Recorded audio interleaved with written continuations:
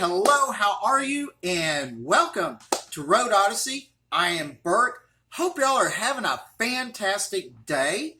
So, I've been busy working on the house and doing stuff over the weekends, trying to catch up on a few news topics. And if you like a lot of these videos, please subscribe. I really do appreciate it. Now, these three topics are number one, Ford F-150 Lightning going into production.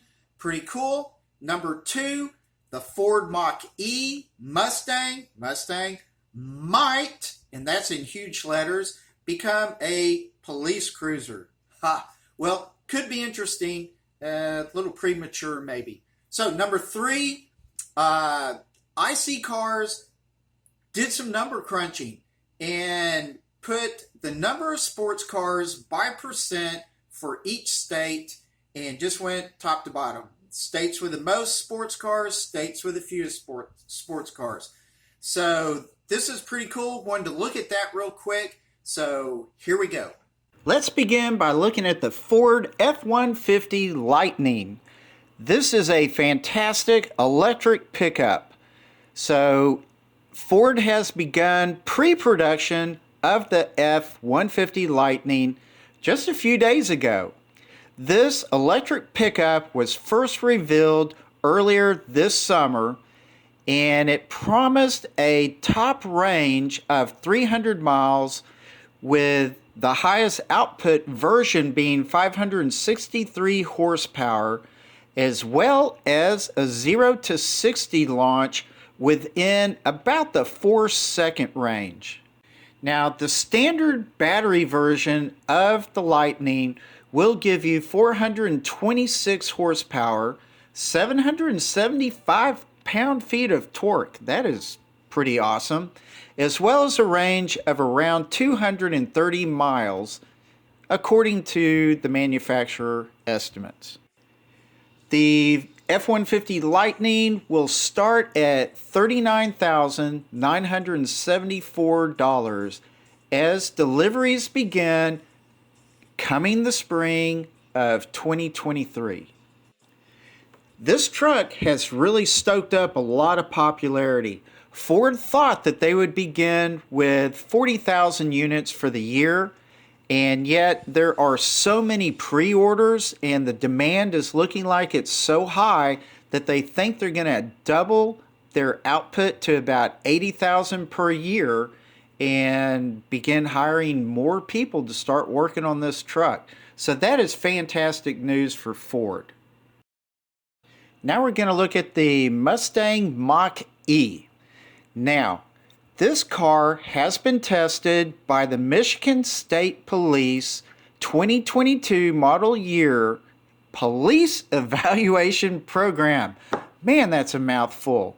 All right, so what happened was Ford changed the Mustang Mach-E GT Performance version into a police cruiser. And they gave it to Michigan State to start looking into the reality of using it. Now, what's neat about the Mach-E, the GT Performance version, and what's going on here is this is a $66,000 car. It has 480 horsepower, and that is very good. Plus 634 pound-feet of torque, which is very nice. Ought to keep up with most anything. But here again, it just has low mileage range, 260 miles. So that to me just doesn't really cut it. One more issue that I think really demands a reality check is that it is noted that because of the range or, any other issues with this EV is that the police are still going to be required to have conventionally powered, in other words, gas-powered police cruisers if they're going to be out on any chases. There you go. This last topic deals with sports cars relative to each state. So IC Cars compiled all the stats for how many sports cars are in each state and got a percentage. And so what they said was there's about 2.7% of all the cars of each state is a sports car. Reason being is that they're expensive and they are impractical. Me, I think that's a bunch of bunk. Not every sports car is expensive, nor are they impractical. So there's a lot of the hatchbacks. You know, I had a Toyota 86 GT. That was a fantastic car. My Corvettes, the hatchbacks, most of the older Corvettes, you can pile in a lot of stuff. You can go on long trips. So, you know what?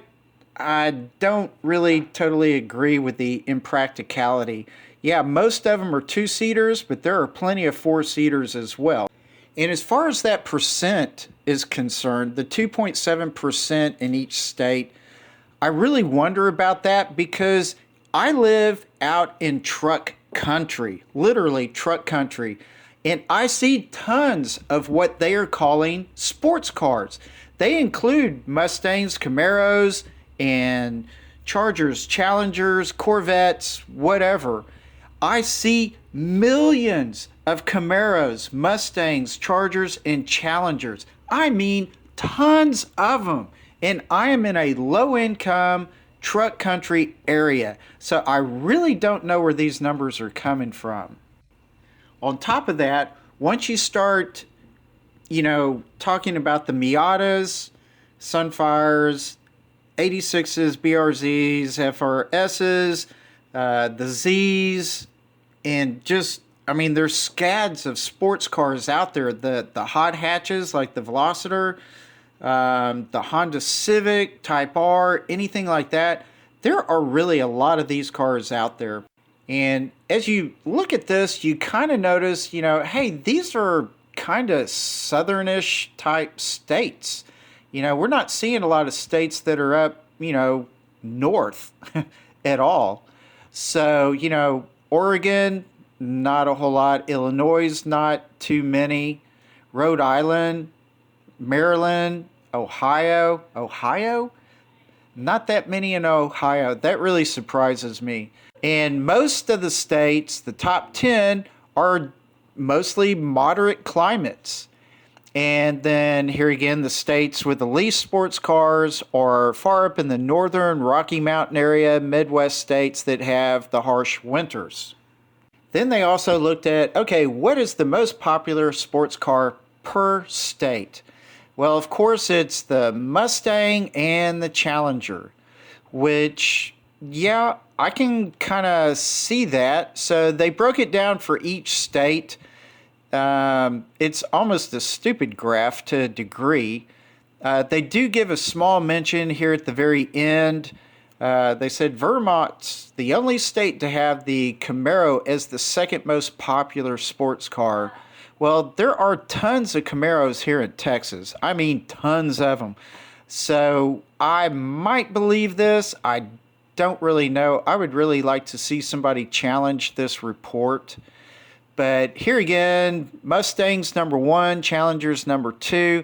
And for what I've seen in past articles is that this sort of flip-flops back and forth, because I've also seen the Challenger be number 1. So, just take it with a grain of salt. I'm going to just put this in the this is all for fun category. All right. That'll do it for this video. Thank you all so much for watching. Really do appreciate it. Please subscribe.